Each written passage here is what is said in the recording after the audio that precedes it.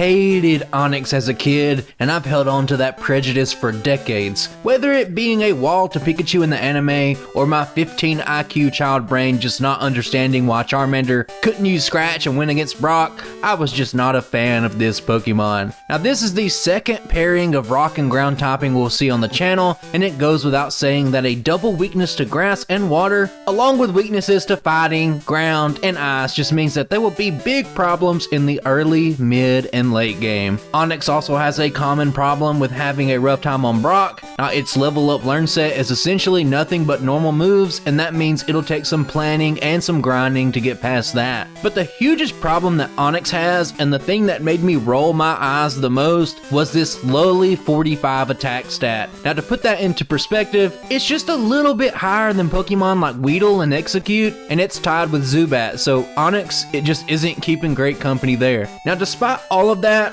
I still thought I saw something in Onyx, a little gleam in its eye. 70 base speed is sufficient enough to not get outsped in most battles, and the prospect of learning Harden at level 43 for the badge boost, along with Stab, Earthquake, and Rock Slide, had me thinking that I was going to be the man to give you guys a great Onyx run. But before we begin, I'd like to say that the rules for the run are in the description as always, so check that out. And if you would like to contribute to the growth of the channel, likes and comments help the most. You can scroll down and give me the prediction of how you think this run will do, or you can just comment rock hard, and if you made that sexual, then stop it, get some help. And if you enjoy solo run content, consider subscribing to be kept up to date, and even if after all that you want to still support the channel, consider becoming a member. And with that said, grab yourself a sody pop, and let's see how the run went down. Now let's start off talking about one of the strategies I use to optimize runs, and a couple of things in this early game. Now the name is Please Gary, and it's a reference to Lance's Gyarados. And that's going to be the make or break battle of the run. In testing, this was the one point that needed to be solved, and how I plan runs out is I find those tough parts of the run, and I work my way backwards from there. Now there are roughly 5 or 6 segments in this specific run that get this kind of treatment, but ultimately everything I do is working towards the goal of knowing the minimum level that I need to get past that point, but we'll get there much later because there are other problems straight ahead. I initially tested and planned this run out on yellow version because Lance's Gyarados is the same level,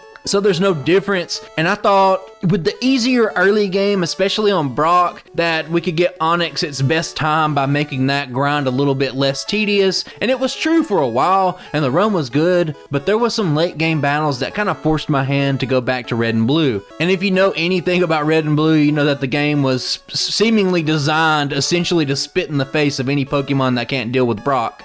There's less trainers overall. The Light Years Junior trainer has Sand Attack, Brock's Geodude has Defense Curl, and the worst thing is that the Rock Solid Pokemon trainer has 2 additional levels over its yellow counterpart. This means today, we'll be grinding. And I began grinding wild Pokemon even as early as delivering Oak's parcel, as you've seen in the footage, and after depleting my PP, it's time to start on the Viridian Forest trainers. Now I've touched on that 45 base attack, and obviously the damage is not going to be great, but Screech does come in clutch to make our little rock snake feel like it does pack a punch. Even on things like Kakuna, the fact that Screech lowers defense by 2 stages while Harden only ups it by 1 means that we can still do some passable damage, and overall these trainers, they're just not that interesting. When I'm through with the 3 bug catchers, I backtrack and we take on the optional rival battle. I have my first reset of the run here, and I'll show the failed attempt to keep the video flowing, but like you might have guessed, I take a sand attack, multiple sand attacks, and that along with Leech Seed just whittle me down as I miss hit after hit. And the strategy here is like I just talked about. Screech makes our tackles do alright damage, and that's about the only trick up my sleeve. In the attempt after this one, I only take a single sand attack, but I can still get by. I make my way back to Pewter, but once again, I grind out the rest of my power points in an attempt to be as efficient as possible. From there, I take on the last trainer available, and all there is to say is that it's annoying. The Light Years Junior trainer Sandshrew has high defense and sand attack, and even though this one takes quite a while, I'm able to persevere on the first attempt, but I'm just a mere 18 experience away from level 13, so I leave and I finish off that level before we can finally take a look at Brock, and this is the first roadblock in the run.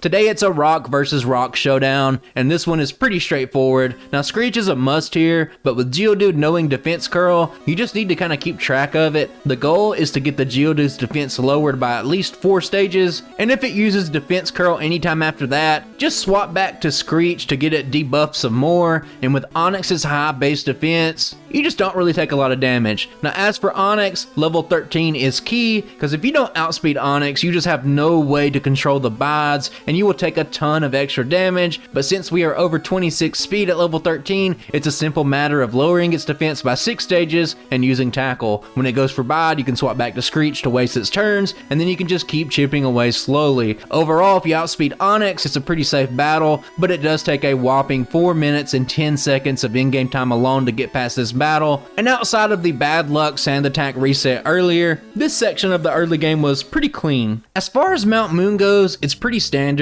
I pick up 1 extra battle against the experience-rich super nerd on the way to the rare candy, and we can just move on.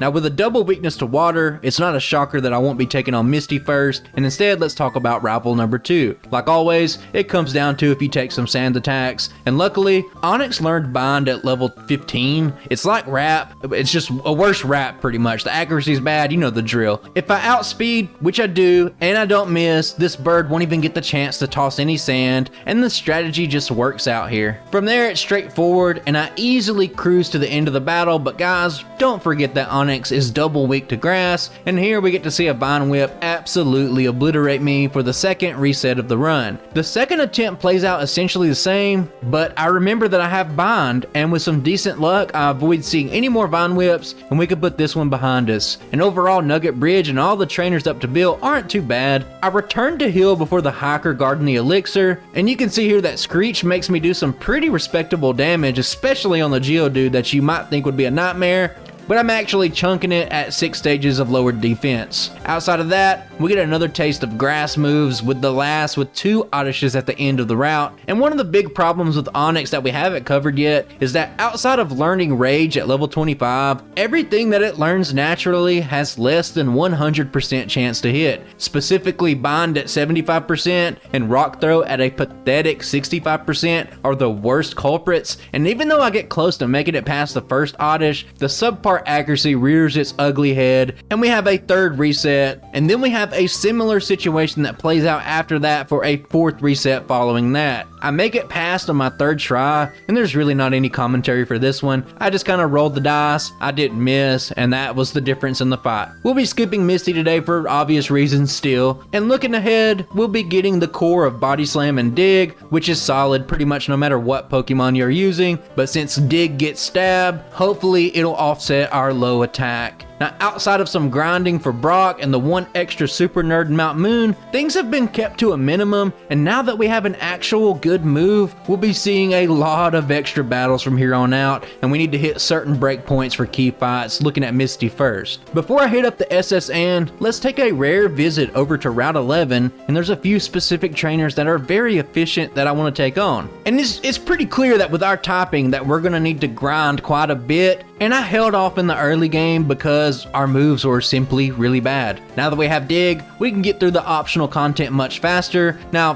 here there's a Gambler, there's a Youngster, there's an Engineer that are all mostly weak to ground, they're quick to beat, they give good experience, and then next up, I do get access to Body Slam, but I do get poisoned in the process while trying to save some PP on the Youngster. I didn't actually buy antidotes for this run, and I decided to go out and heal since I have to anyway, and just because I'm feeling petty, I go out and I murder this Butterfree trainer above Vermilion because that's the kind of mood that we'll be in today. On the SSN, there's a plethora of trainers that I won't go into detail about, but outside of the Gentleman guarding the rare candy, there are 6 more optional fights I take out while progressing towards the next rival fight. And we'll just quickly skim through that one. With the 10 or so extra battles, I'm level 28, and the only thing that we don't really see often is Rock Throw, and we use it on the Pidgeotto. Its accuracy is god awful, but I do connect on the first turn, turn, and with Dig's neutral damage, I don't take any damage from Ivysaur, and this one is over quick, and I ding level 29 afterward. Now here, let me talk about the run and how I handled this particular stat breakpoint for Misty. At level 28, you begin to outspeed the Starmie, which is good because it's gonna one-shot you pretty much no matter what with that double weakness. Now to make this battle completely consistent, you would need to one-shot the Starmie, but I tested it out, and you would need to be in the level 36 to 38 range for Onyx's low attack to be able to do that, and it goes without saying that it would just waste a lot of time. Now I talk about this sometimes, but the struggle of trying to get an accurate tier list means that there's a constant tug of war between resets and in-game time, and I'm always trying to find that correct balance. Now here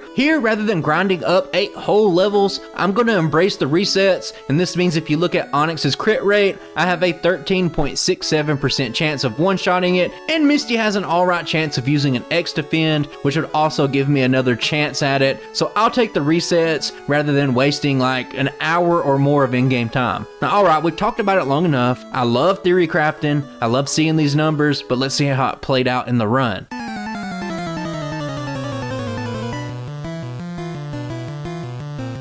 First up is Staryu, and we don't have to talk about this one. It's one and done, it's over quick. Now let's move on to the problem that we've been training for. Like we've already talked about, I do outspeed, I dig underground, but Misty uses an X defend. I don't crit, which means the inevitable happens, and I take enough super effective damage to take me out with ease. On the next attempt, a similar situation plays out, but I guess it's worth noting that Starmie can do a low roll on damage, and you can survive, but the X defend and a low roll of my own means that it's another reset, and that puts us at 6 total. And finally, on just the third attempt, I get a sequence that works for me. I don't crit, but I go underground. Misty misses a water gun. She uses X defend after I already do a ton of damage, and I'm able to win on the next turn. Now overall, this one wasn't too bad, and you guys can see what I mean when I say that grinding up to the high 30s was a waste of time. And if anyone says an extra hour or more of in-game time is worth it over taking a couple of resets, then you're trolling. I'm gonna punch you in the throat. And from there, things speed up a lot. We don't have another huge breakpoint for a while, but notice how I realized I forgot the bike voucher here, and I kind of wander around in horror for a second, but it's fine. You might also worry about the last with the double Oddish and Bellsprout, and the answer is that I'm over leveled and can just one-shot them, and I can take out everything in Rock Tunnel as well, so there's no need to dwell on this since we spent so much time in the early game. There are a few extra trainers after Lavender Town that I take on. There's no need to go over them, and they're all weak to ground, but I do want you guys to get an idea of the extra battles I put into the run. Now we are in Celadon, and we can quickly go over the basics here. The Rocket Hideout is standard, and Giovanni number 1 falls quickly, and there's no extra battles here. After that, I do need Rock Slide, and I want access to Fly, so I visit the mart to pick up some goodies, along with a good bit of proteins to help our anemic attack stat. Now I can backtrack through Saffron, and I beat Surge, and that's all there really is to say about it. Moving on. Now with Fly in hand, I head over to Pokemon Tower, and today, we don't need to go into detail. It's easy, no one's surprised, everything gets destroyed. Afterwards, I head down to Fuchsia, and once again, we are doing several extra battles, because there's a lot of weak to ground Pokemon here, and there's a lot of experience on Cycling Road, but we don't need to look at them. After that, I pick up the final HMs of the run,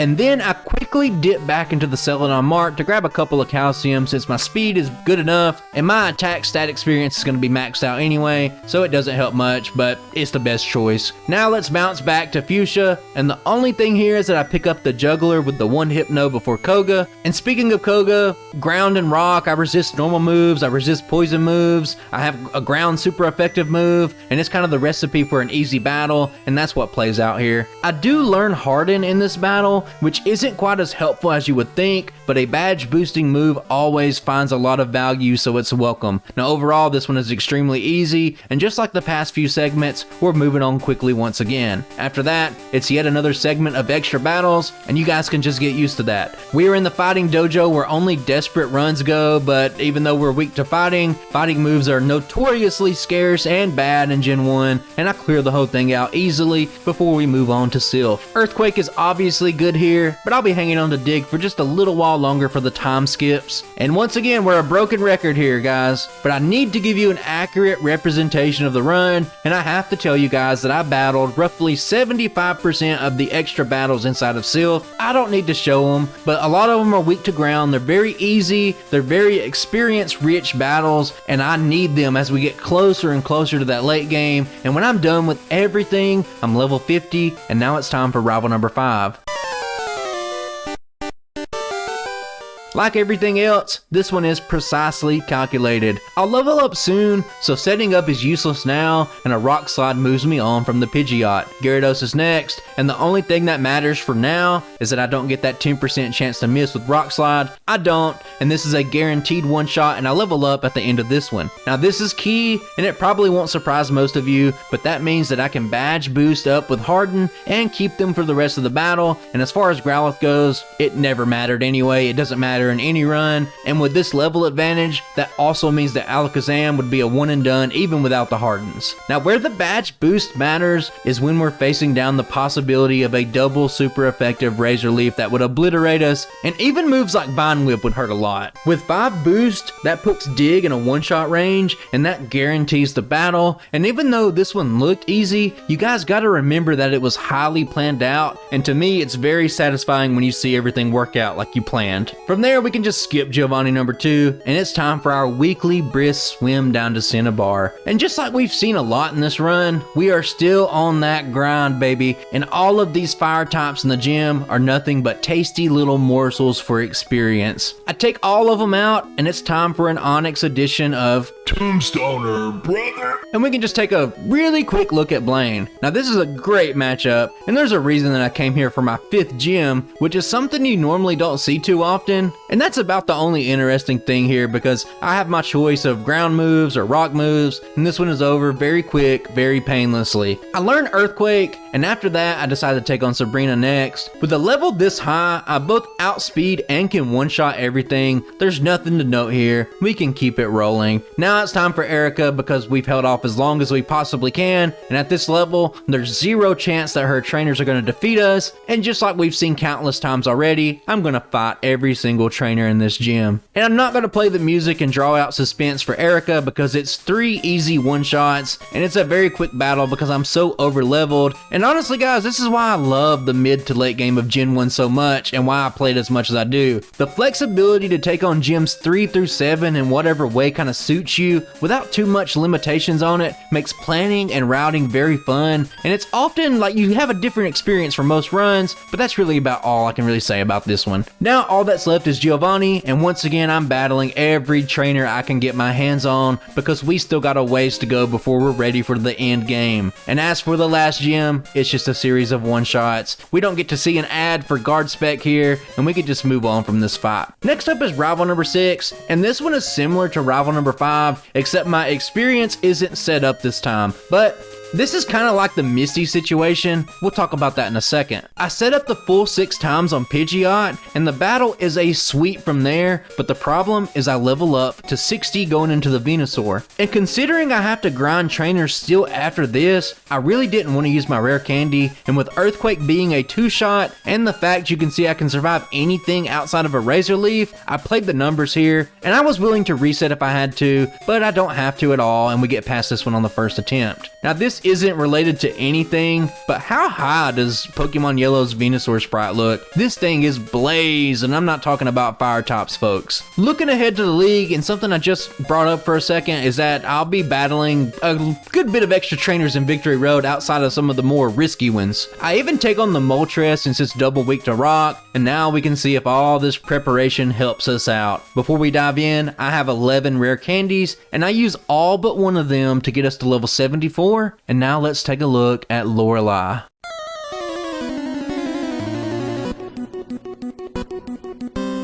Dugong is first, and obviously Ice is bad, but Lorelei has Modification 2 on her AI, which means that her Pokemon prefer moves like Rest on turn 2. Now in Yellow, Dugong has extra special AI, but that's not relevant here. What you need to know is that this AI modification gives me a chance to bank on it using Rest, so I can set up 2 Hardens, which is key. Now here, you can see how much damage one Ice move does, but after 2 Hardens, it failing to use Rest, I can knock it out with 1 Rock Slide, and we can move on. Cloyster has the highest defense in the game, and 2 Hardens doesn't guarantee the one-shot, but I do get it low enough to trigger a Super Potion, and it's out of the way. Slowbro could be a problem if it goes for Water Gun, but there's an equal chance for it to use Withdrawal, and that's what it does here, and my second Earthquake takes it out. Next up is Jinx, and those 2 Hardens guarantee the one-shot here as long as I connect, and I do, and we're cruising. But Lapras is next. It's bulky, it can do a lot of damage, but those 2 Hardens, those 2 little bitty Hardens earlier were the key, and it makes Rock Slide a one-shot,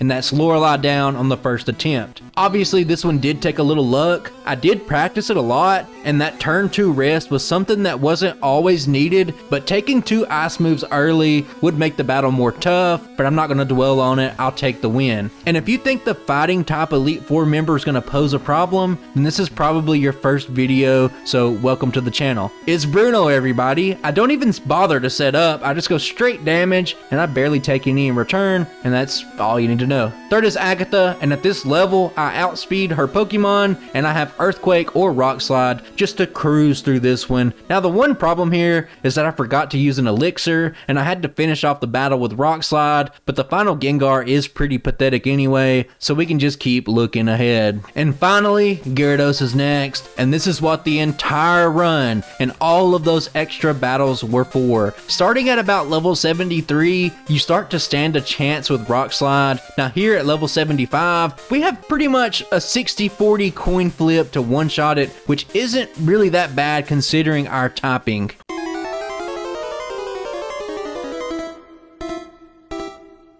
What ends up happening is I'm on the losing end of the coin flip, I get it low, it triggers a Hyper Potion, and I got a second chance, baby. This time I roll the dice, and Onyx comes through with the one shot, and the main antagonist of the run is down, and hours of preparation pay off, and that's what you love to see. And from there, all of this extra prep and all these extra levels just mean that Earthquake and Rock Slide can make short work of the rest of the team, and outside of the Dragonite, everything is a one shot, and we don't need to go into it. All you needed to see was Gyarados dying. Now friends, I have one last candy to reset my experience, and there's one last hurrah before we can end this run. The champion leads with Pidgeot, and the plan is simple. It only has resisted damage, and I want to fully set up here, and that's what I go to do. And here I see something I've never experienced in a solo run, and it baffled me. At 4 defense curls, notice that my defense is 999, and that's the max a stat can be, and that means I cannot use all 6 boosts. And keep in mind that my whole strategy depends on me getting 6 boosts to deal with Venusaur, so I'm honestly shocked here before I take out the Pidgeot because I never anticipated this. Alakazam isn't an issue, but the mark of any great strategist and why I'm confident in my solo run skills is my ability to think on the fly and to adapt to the situation at hand, especially when things just don't go how you planned. You just gotta get a little creative, guys. In my experiences with these runs, it led me to fish for a Leer on the Rhydon. I do get it early, I use another Harden, and now we are at the 6 required badge boosts for the fight, and we've seen similar situations to this,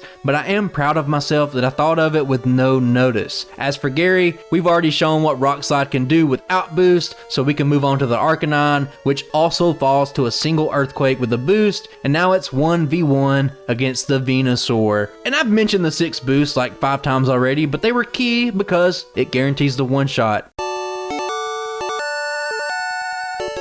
Onyx has done it, and this one performed alright. Now if you watch other solo runners channels like J-Rose, you might think that Onyx was a worthless piece of shit, but honestly, I think this was a pretty good run. Now before we get into any more details, let's take a look at Mewtwo. And I just spam Earthquake here and it just kind of dies. Now Psychic would have hurt, but we'll never find out. Good job, Mewtwo. Now as for the stats, Onyx finishes with a level of 77, 6 resets, and a final in-game time of 5 hours and 9 minutes. Now if we zoom in on the D tier, this run was very similar to Jigglypuff, and I'm gonna put Onyx just ahead of the Puff for now. Now say what you want about Onyx, talk all the shit that you want, but I didn't have a single reset after Misty, and for something that had to deal with Lorelei and Gyarados in the late game, that has to count for something. So overall, Onyx wasn't the surprise sleeper hit that I thought it would be, but there are definitely worse runs out there. And I think that's all I have for you guys today. Next week I'll be doing Giraffe Rig and a cross-gen run, and then I think I'm gonna repurpose a couple of my streams into videos, but I'm not sure what I'm gonna do yet. Before I sign off, special thanks to all my members, and if you aren't on the list, you'll be here eventually. Special shout out to Mutus Dozen, D's Master, TR2G Hipster,